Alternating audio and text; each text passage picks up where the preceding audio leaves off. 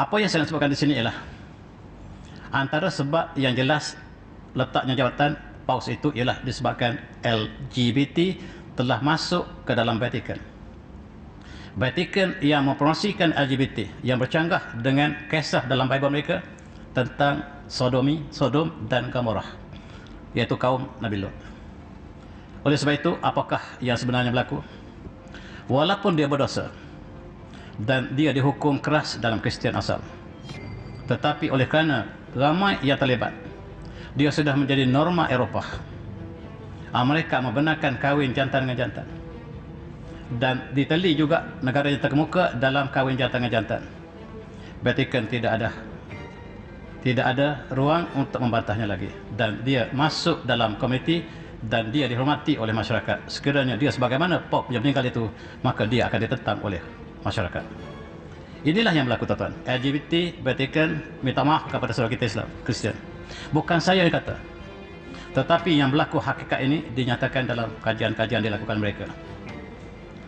Lebih menyayati apa yang berlaku dalam masyarakat Kristian Eropah dibawa ke bangsa bersatu, UN, United Nations. Mula-mulanya di atas dasar hak asasi manusia. Kita sangka hak asasi manusia inilah untuk mereka tidak zalimi. Manusia yang miskin dibantu dengan makanan, kita ingat itulah hak asasi manusia. Tetapi rupa-rupanya tidak. Hak asasi manusia ialah all human beings are born free and equal in dignity and rights.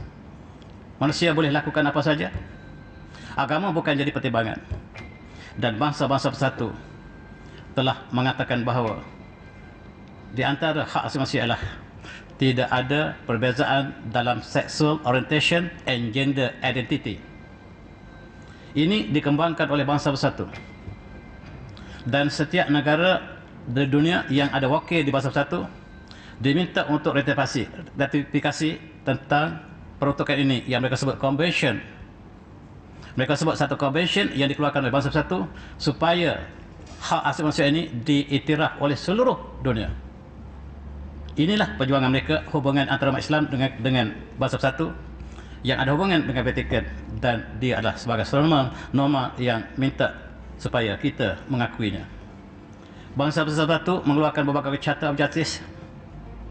Mereka ada hak-hak manusia, Charter of Justice, Charter of Equality, Charter of berbagai-bagai yang mereka keluarkan sejak tahun 1945. Tetapi ketika mereka ada Charter of Justice, mereka mencabul 70 buah negara dunia selepas mereka ada Charter of Justice yang tidak pernah dihormati oleh negara besar.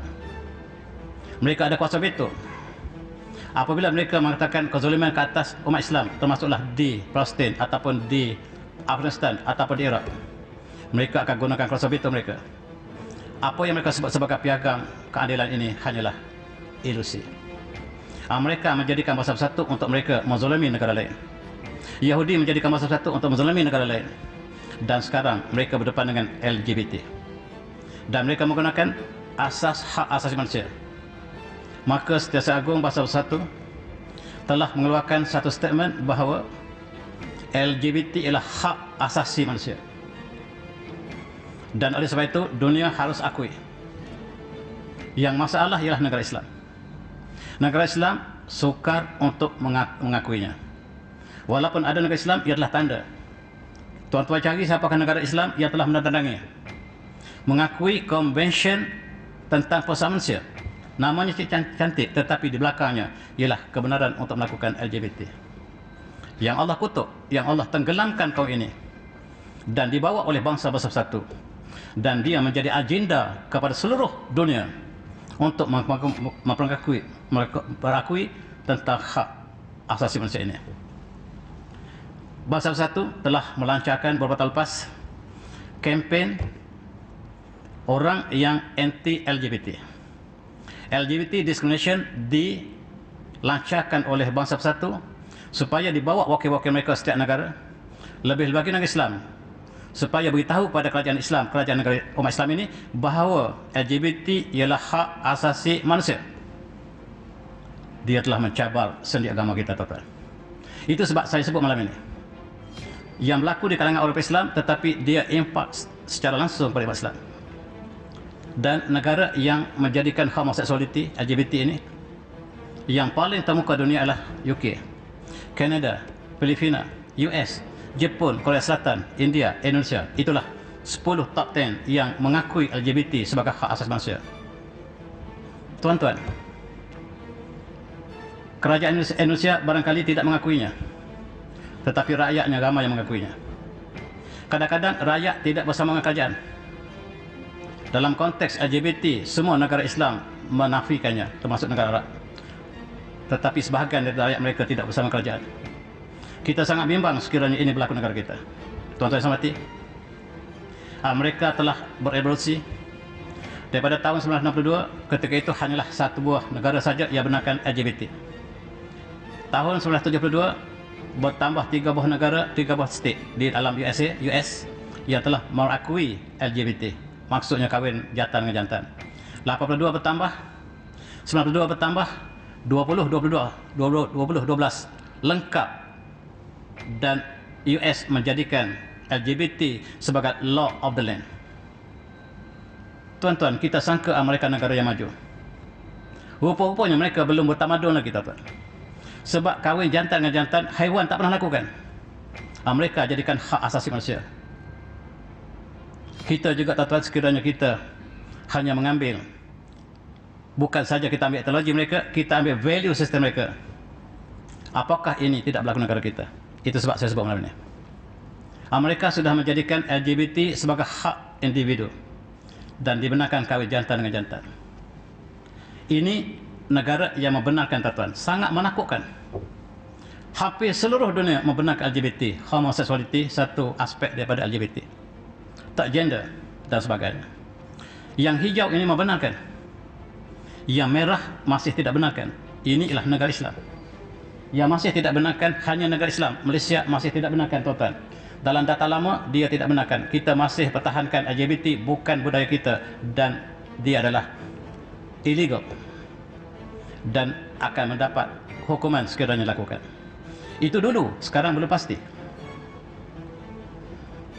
Yang hijau, tuan-tuan, sudah 4/5 dunia mengakui LGBT. Bukan main-main, tuan-tuan. Bukan main-main. Seluruh dunia telah mengakui LGBT. Yang masih bertahan ialah negara Arab, negara Islam Afrika, India juga, walaupun bercampuran Islam ke Islam, masih lagi mengharamkan. Malaysia masih mengharamkan. Di sini Indonesia sudah ditanda dengan hijau. Maksudnya mereka telah tanda tangi. Kita kadang-kadang tak tahu, tapi wakil kita di Bangsa Bersatu telah tanda tangi. Sangat-sangat menakutkan, tuan-tuan. Siapakah wakil kita, tuan-tuan? Dan dalam konteks ini, negara yang masih lagi tidak membenarkan dan akan dihukum, ini data lama yang bercanggah dengan data ini. Data ini lebih terkini. Ia ini ketika ini negara yang menggunakan dia sebagai kriminal, negara yang masih warna merah. Sekarang telah berubah dengan cepat. Yang hijau telah membenarkan, dan ini sangat menakutkan. Negara umat Islam, tuan-tuan, semuanya mengharamkan.